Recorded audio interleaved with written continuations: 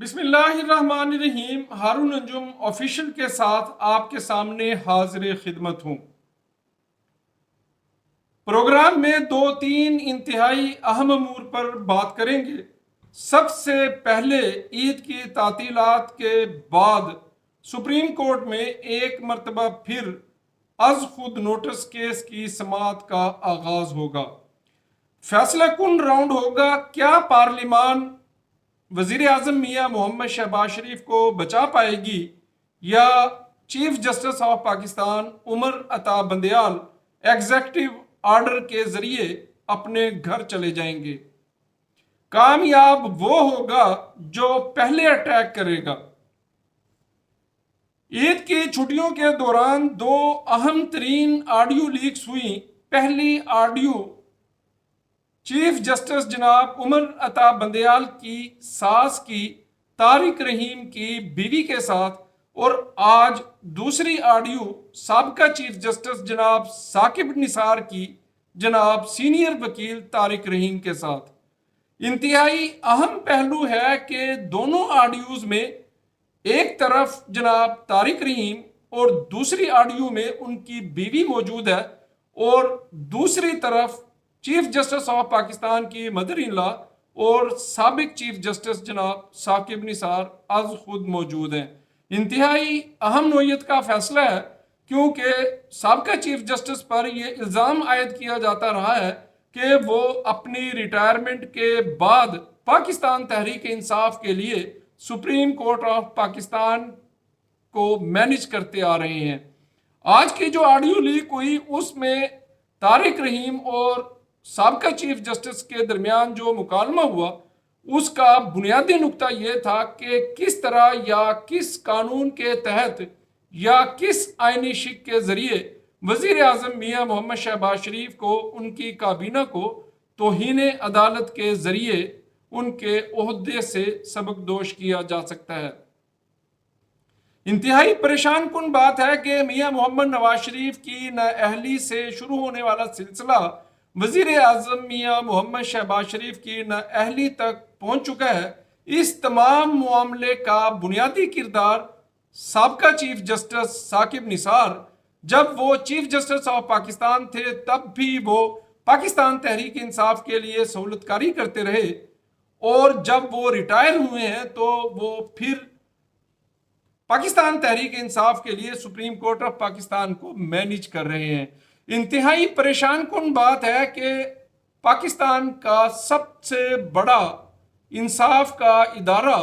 किस तरह मुसलसल पिछले 6 साल से एक मखसूस पार्टी और उसके लीडर के लिए इस्तेमाल होता रहा है, और साबका एस्टेब्लिशमेंट किस तरह अपनी मन मर्जी के फैसले लेती रही है। ये तमाम बातें रोज़े रोशन की तरह आया हैं, और साबका आर्मी चीफ जनाब कमर जावेद बाजवा और पाकिस्तान तहरीक इंसाफ के चेयरमैन इमरान खान जिस तरीके से एक दूसरे पर इल्ज़ामात आयद कर रहे हैं वो इंतहाई शर्मनाक है। किस तरह कमर जावेद बाजवा सियासी अमूर में मुदाखलत करते रहे और उन्होंने कितनी बेदर्दी के साथ अपने इख्तियारात का इस्तेमाल किया। वो पाकिस्तान को एक तजर्बा गाह बनाते रहे, और आज उन तजर्बात की वजह से पाकिस्तान की मईशत, पाकिस्तान में अमन व अमान की सूरत हाल इंतहाई कशीदा है। पाकिस्तान के सीनियर तरीन सहाफ़ी, इंतहाई बाखबर सहाफ़ी जनाब हामिद मीर ने पिछले दिनों में यह दावा किया है कि कमर जावेद बाजवा ने कश्मीर को फरोख्त कर दिया था, और उन्होंने पाकिस्तान के सीनियर तरीन सहाफ़ी जिनकी तादाद तकरीबन 25 के करीब थी उनसे गुफ्तगू करते हुए कहा था कि मौजूदा सूरत हाल में या मौजूदा हालात में अफवाज पाकिस्तान लड़ने की सलाहियत नहीं रखती। किस तरीके से पाकिस्तान की सबसे बड़ी अदालत को, किस तरह पाकिस्तान के सबसे बड़े दिफाई इदारे के सबसे बड़े मनसब को, पोजीशन को किस तरीके से पाकिस्तान तहरीक इंसाफ के लिए इस्तेमाल किया जाता रहा, ये सारी बातें जुबान ज़द-ए-आम है। लेकिन परेशानी का मामला ये है कि अभी तक सुप्रीम कोर्ट ऑफ पाकिस्तान किस तरीके से पाकिस्तान तहरीक इंसाफ के लिए मामलात का हल निकालने की कोशिश कर रही है। मौलाना फजलुर रहमान की इससे पहले की जाने वाली प्रेस कॉन्फ्रेंस इंतहाई अहमियत की हामिल थी। मौलाना फजलुर रहमान ने कहा कि सुप्रीम कोर्ट के कहने पर किसी सूरत भी मुज़ाकरात नहीं होंगे, झुके तो क्यों, किसके सामने झुके, और अगर इमरान खान के साथ मुज़ाकरात के जरिए कोई भी तारीख तय हो जाए तो वो आइन और कानून के मुताबिक होगी। तो फिर 90 दिन के अंदर आइन और कानून के मुताबिक इलेक्शन करवाने के हवाले से सुप्रीम कोर्ट ऑफ पाकिस्तान के फैसले की आईनी हैसियत क्या होगी। सुप्रीम कोर्ट ऑफ पाकिस्तान को किस तरीके से तकसीम किया गया, साबका एस्टेब्लिशमेंट ने किस तरीके से इमरान खान को सपोर्ट किया, और पाकिस्तान तहरीक इंसाफ के चेयरमैन इमरान खान का ये बयान उनकी सियासी बसीरत के हवाले से इंतहाई सवालिया निशान खड़ा करता है कि जिस कमर जावेद बाजवा पर वो अमेरिकन एस्टेब्लिशमेंट से मिलकर अपनी हुकूमत को गिराने का इल्ज़ाम आयद करते रहे, कमर जावेद बाजवा को मीर जाफर करार देते रहे, कमर जावेद बाजवा को करप्शन के हवाले से इमरान खान की पॉलिसियों पर अमल दरामद करने पर, रुकावट बनने पर उनको तनकीद का निशाना बनाते रहे और ये कहते रहे कि हुकूमत मेरी थी, ताकत किसी और के पास थी, मुझे तो बहुत सारे मामलात का इल्म ही नहीं था। वो अपनी नाकामियों की तमाम तर जिम्मेदारी साबका आर्मी चीफ पर डालते हैं, लेकिन इंतहाई हैरान कुन बात यह है कि वो साबका आर्मी चीफ के कहने पर या उनके मशवरे पर पाकिस्तान की 2 सूबों की असम्बलियों को तहलील कर देते हैं। सादा लफ्जों में बात यह है कि मेरी हुकूमत कमर जावेद बाजवा ने गिराई और फिर मैंने अपनी 2 हुकूमतों को, पंजाब और खैबर पख्तूनख्वा की हुकूमत को कमर जावेद बाजवा के कहने पर गिराया। पाकिस्तान की सबसे बड़ी सियासी पार्टी का दावा करने वाला लीडर, पाकिस्तान का मकबूल तरीन लीडर होने का दावा करने वाला, किस तरह 2011 से लेकर 2018 इक्तदार में आने तक और फिर 3.5 साल इक्तदार में रहते हुए किस तरह वो साबका एस्टेब्लिशमेंट के असर रसूख में रहा और फिर उन्होंने कमर जावेद बाजवा के कहने पर 2 सूबों की असम्बलियां तहलील कर दी। तो आप कैसे लीडर? आपको हमेशा बैसाखियों की जरूरत रही, आपको सपोर्ट की जरूरत रही, धरनों से लेकर आरटीएस सिस्टम बिठाने तक और फिर वजीर आजम के ओहदे के लिए मुंतखब होने के लिए मतलूबा तादाद पूरी करने तक और फिर पार्लिमान में कानून साजी के लिए पाकिस्तान मुस्लिम लीग काफ और MQM की हमेशा जो आपको सपोर्ट रही, उसके पीछे भी साबका एस्टेब्लिशमेंट थी। जैसे ही आपको एक आईनी और कानूनी रास्ते से तहरीक अदम एतमाद के जरिए पाकिस्तान की तारीख में पहली मर्तबा आपको हुकूमत से अलहदा किया और फिर जिस तरीके से आपने पाकिस्तानी अवाम में अमेरिका मुखालफ बयानिया तश्कील दिया और तमाम तर जिम्मेदारी कमर जावेद बाजवा पर डालते रहे, तो हैरान कुन बात यह है कि अभी हाल ही में 3-4 माह पहले तहलील होने वाली पंजाब और KPK की असम्बली भी आपने कमर जावेद बाजवा के कहने पर तहलील कर डाली। परवेज इलाही आपको रोकते रहे, मिन्नत समाजत करते रहे, लेकिन आपने किसी की नहीं मानी क्योंकि आप हमेशा इशारों के मोहताज रहे, आप हमेशा बैसाखियों पर चलते रहे। अभी भी आपकी पूरी कोशिश ये है कि किसी तरीके से आपकी मौजूदा एस्टेब्लिशमेंट के साथ सुलह हो जाए। अफवाज पाकिस्तान ने जो न्यूट्रल होने का फैसला किया है वो अपने उस फैसले से पीछे हट जाए और वो अपनी तमाम तर सपोर्ट आपके साथ डाले ताकि आप दोबारा फिर इक्तदार में आ सकें। क्योंकि पाकिस्तान तहरीक इंसाफ एस्टेब्लिशमेंट की सपोर्ट के बगैर ना कभी कोई सियासी पार्टी थी, ना है और ना होगी। इमरान खान को इक़्तिदार में लाने वाली एस्टेब्लिशमेंट, इक़्तिदार में रखने वाली एस्टेब्लिशमेंट,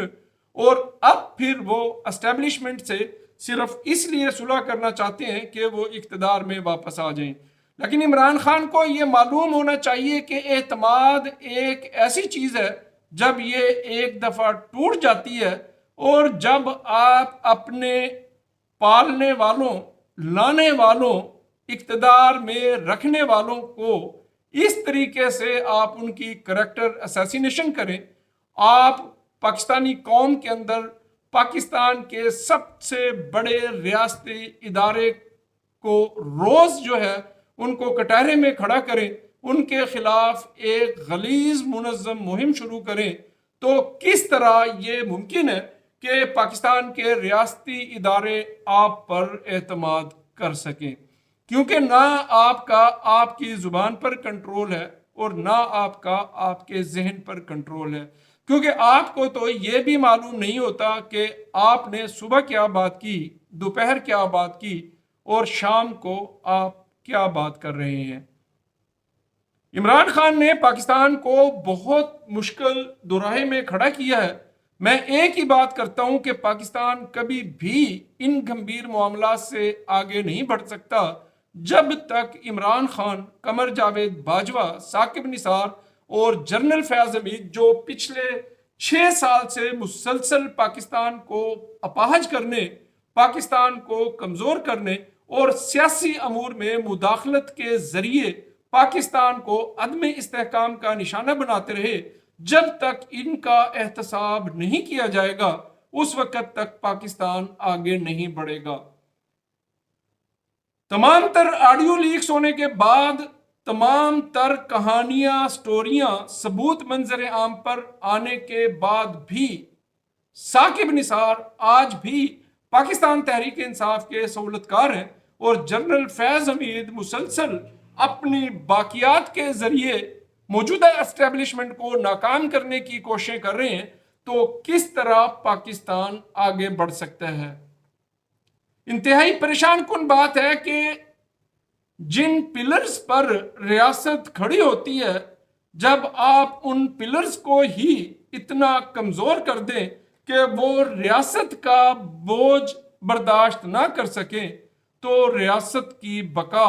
इंतहाई मुश्किल का शिकार हो जाती है। आज आप किसी भी पाकिस्तानी नौजवान से बात करें, किसी भी सनतकार से बात करें, पाकिस्तान के किसी अच्छे पढ़े लिखे जी शऊर शख्स से बात करें, तो वो पाकिस्तान से बाहर निकलने का रास्ता तलाश करने में मसरूफ है। 50% से जायद पाकिस्तानियों की यह राय है कि पाकिस्तान रहने के काबिल नहीं रहा, बेहतर है कि देर आयद दुरुस्त आयद कि इस मुल्क से बाहर निकला जाए। ये इंतहाई मायूस कुन और इंतहाई परेशान कुन मामलात हैं, क्योंकि पिछले 1 साल में नादरा के रिकॉर्ड के मुताबिक जितने पासपोर्ट पाकिस्तान में बने वो शायद पाकिस्तान की तारीख में कभी नहीं बने, और 2022 में तकरीबन 8 लाख से जायद पाकिस्तानी पाकिस्तान को छोड़कर बैरूनी दुनिया में शिफ्ट हो चुके हैं, और वो बाकी रह जाने वाले जो उनके पाकिस्तान में अजीज़ व अकरबा हैं, उनको भी इस चीज़ की तलकीन कर रहे हैं कि अगर आप अपने बच्चों का बेहतर मुस्तकबिल तलाश करना चाहते हैं, उनका मुस्तकबिल महफूज करना चाहते हैं, तो जल्द अज जल्द पाकिस्तान से निकल जाएं। सोचने की ज़रूरत है, फिक्र करने की ज़रूरत है कि इंतहाई परेशान कुन बात यह है कि तमाम लोग इतना बरहना होने के बावजूद, नंगा होने के बावजूद, इससे ज़्यादा नंगा क्या हो सकता है कि जब आपकी वीडियोज़ रिलीज़ हों, जब आपकी ऑडियोज़ रिलीज़ हों और वफाकी वज़ीर दाखिला चीफ जस्टिस ऑफ पाकिस्तान से ये मुतालबा करें कि आप इस पर अज खुद नोटिस लें, इनकी फोरेंसिक करवाएं, लेकिन कोई टस से मस ना हो। इसका मतलब यह है कहीं ना कहीं दाल में कुछ काला है। इस वक्त रियासत पाकिस्तान के अहम रियासती इदारों के तकरीबन तमाम बड़े लोग, फैसला करने वाले लोग बिल्कुल नंगे हो चुके हैं, लेकिन हठधर्मी इतनी है कि वो अपनी जाती अना और अपने जाती मुस्तकबिल के लिए वो पाकिस्तान को तबाह करने के लिए तैयार हैं, लेकिन आइन और कानून पर अमल दरामद करने के लिए तैयार नहीं। मेरी पार्लियामान से गुजारिश है कि जिस तरह वजीर आजम मियां मोहम्मद शहबाज शरीफ ने इत्तेहादी जमातों के सरबराहों को मुसलसल एतमाद में लिया हुआ है, तो वो अपने इस इत्तेहाद और इत्तफाक को कायम रखें और ये अटल फैसला करें कि इस दफ़ा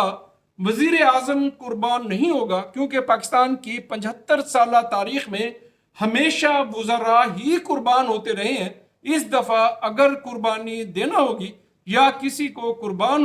होना होगा तो वो पाकिस्तान के किसी दूसरे इदारे का सरबराह होगा, क्योंकि अब नहीं तो कभी नहीं, अब नहीं तो कब। मतलब यह है कि अगर अब भी पार्लियामान को शिकस्त का सामना करना पड़ा, सियासी जमातों के सरबराहों की तजलील हुई और अवाम के हक के हुक्मरानी को, वोट की इज्जत को मजरूह किया गया, तो फिर शायद पाकिस्तान की तारीख में दोबारा कोई ऐसा मौका आए कि पार्लियामान ये साबित कर सके कि पार्लियामान ही पाकिस्तान का सुप्रीम इदारा है। सुप्रीम कोर्ट ऑफ पाकिस्तान को कोई आईनी हक नहीं कि वो आइन की तशरीह करने के साथ साथ आइन को रीराइट भी करे। ये हक सिर्फ और सिर्फ पार्लियामेंट का है और पार्लियामेंट को अपना ये हक हर कीमत पर तस्लीम करवाना होगा। इंशाल्लाह पिछले दिनों रमज़ानुल मुबारक और उससे पहले काफ़ी गैप आया, मैं अपना वीलॉग वगैरह कुछ निजी मसरूफियात की वजह से नहीं कर सका, लेकिन इंशाल्लाह ताला अब रोज़ाना तकरीबन 2 या 3 वीलॉग मुसलसल करूँगा और हालात हाजरा से आपको आगाह करता रहूँगा। मेरे चैनल को ज़रूर सब्सक्राइब करें, बेल आइकन प्रेस करें ताकि हालात हाजरा और करंट अफेयर्स के तमाम प्रोग्राम्स का नोटिफिकेशन आपको मौसूल होता रहे। अल्लाह हाफिज़, बहुत शुक्रिया।